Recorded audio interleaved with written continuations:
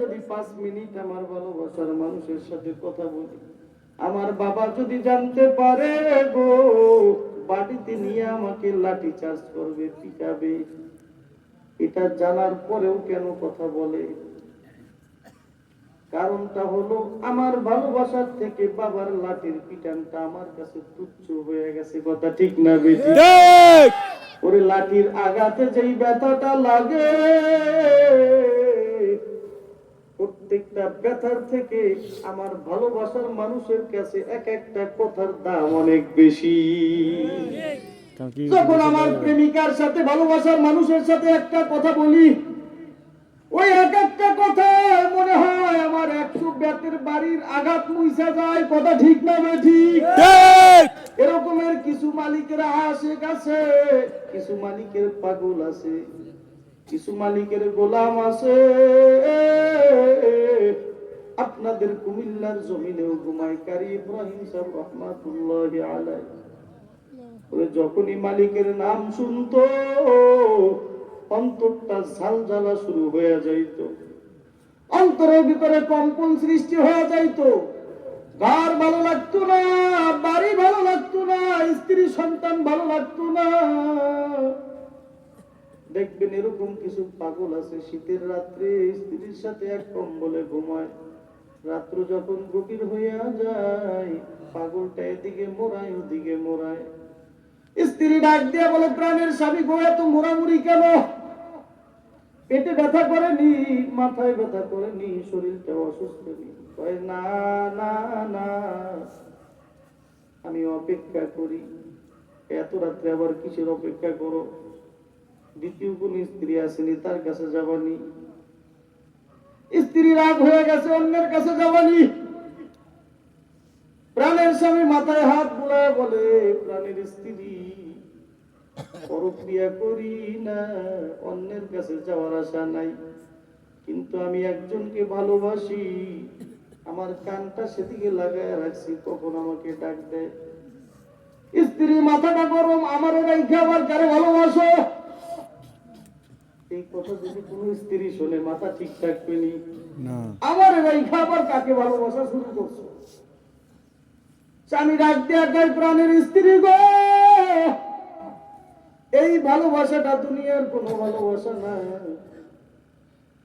সেই ভালোবাসায় রাত নয়, দিন নয়, বছর নয়, মাস নয়, সারাটা জীবন অপেক্ষা করা যায় কখন মৃত্যু আসবে, কখন মালিকের দিদার পাবো। ও প্রাণের স্ত্রী, মোড়ামুড়ি সাথে করি না, অপেক্ষা করি রাতের তৃতীয় অংশটা কখন আসবে, কখন আমার আরশের মালিক আরশ ছেড়ে দিয়ে প্রথম আসমানে এসে দরজা খুলে দিবে। দরজাটা খুলে আমাকে ডাকবে, বান্দা আয়, বান্দা আয়, আয় আয়। আমি মালিক ঘুমাই না, আমি মালিক খাই না, আমি মালিক তন্দ্রাও দেই না। ও বান্দা, তুই কম্বলের নিচে ঘুমাও, আর আমি মালিক আরশেও থাকি না। আমি মালিক আরশটা ত্যাগ করিয়া প্রথম আসমানে হাজির। ও বান্দা আয়, বান্দা আয়। তুই যদি এই মুহূর্তে আইসা আমার কাছে দাঁড়াইতে পারো, ওরে দুনিয়ার অফিসের দরজা বন্ধ, আদালতের দরজা বন্ধ, ঘর বাড়ির দরজা বন্ধ, দোকানপাটের দরজা বন্ধ, ওরে আমি আল্লাহ আমার আরশের দরজাটা বন্ধ করতে জানি না। ও বান্দা আয়, বান্দা আয়, বান্দা আয়। একটা বারের জন্য আমাকে আইসা আল্লাহ বলিয়া ডাক দে। চশমে বন্দে গোশে বন্দে লাগবো দানবীনি নূরে হকদার মাবে খান। জোরে কোন আল্লাহু আকবার। আল্লাহু আকবার। বন্ধ করি আমার মালিকের একবার ডাক দাও, ইয়া আল্লাহ। আমার মালিকের সিসি ক্যামেরাটাই ময়দানের দিকে তাকায় আছে। কথা ঠিক না বে ঠিক? আজকের এই বয়ানটা যদি আপনি ইচ্ছা করেন 50 বছর পরে আবার দ্বিতীয়বার দেখবেন, সেই সুযোগ আছে না নাই? আপনার এই বয়ানটা যদি মোবাইলে রেকর্ড করে রাখেন, তাহলে মোবাইলের মাধ্যমে 50 বছর পর আবার দেখা যাবে নি? জোরে কোন, আরো জোরে কোন। আমার আল্লাহ কয় ফামাইয়া আমাল মিসকালা যাররাতিন শাররিয়া।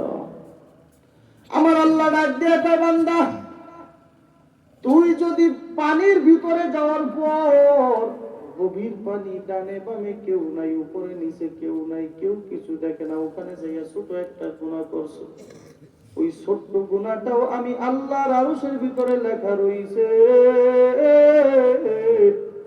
আবার গভীর অন্ধকার, ডানে বামে কালো অন্ধকার, কেউ কিছু দেখে না, ওখানে যাইয়াও যদি তুই ছোট্ট একটা নেকির কাজ করো গো, ওই নেকির কাজটাও আমি আল্লাহ লেখা রাখছি।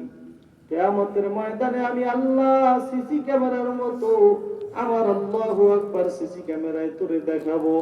আমার ডিসপ্লের ভিতরে সব প্রমাণ সহ আমি আল্লাহ দেখাবো। এই শক্তি আমার আল্লাহর আছে না নাই? আমার ভাইরা, আমার বন্ধুরা, নিজের চক্ষুটা বন্ধ করিয়া চিন্তা করো, জীবনের শুরু থেকে এই পর্যন্ত জীবনে কত গুনার কাজ করেছো, জীবনে অন্যের হক কত নষ্ট করেছো, জীবনের কথা বলতে গিয়ে কত মিথ্যা বলেছো। আমার নবী বলেন, যেই ব্যক্তি রহস্য করিয়াও একবার মিথ্যা কথা বলবে, এক একটা মিথ্যার কারণে ৭,০০০ বছর জাহান্নাম। ও মায়েরা, বোনেরা, মাইকের সাথে কান্ডা লাগায়া দাও। আল্লাহু আকবার। মাথার কাপড় থাকে না, বেপরদা অবস্থায় রাস্তায় করো গো মা। ও মা, ভালো